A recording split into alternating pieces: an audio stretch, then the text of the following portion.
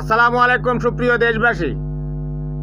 গাজীপুরের সাবেক মেয়র জাহাঙ্গীর আলম যে বলেছিল যে 24 ঘন্টার নোটিশে তাদের লক্ষ কোটি লেতা জোগাড় হবে, সেটা সম্ভব? আমার মনে হয় না। কারণ তাদের সবচেয়ে বড় শক্তি ছিল জঙ্গি গণহত্যাকারী বঙ্গকোষাই শেখ হাসিনা।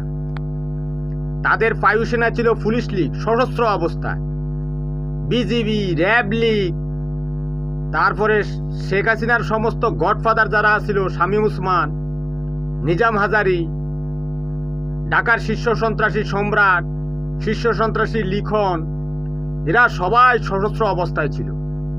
তারা হাজার হাজার মানুষকে হত্যা করেছে অস্ত্র দিয়ে, গুলি করে। সেই সময় শেখ হাসিনাকে পালিয়ে যেতে হয়েছে। এখন তারা বাংলাদেশে আবার ঢুকবে এত সহজ?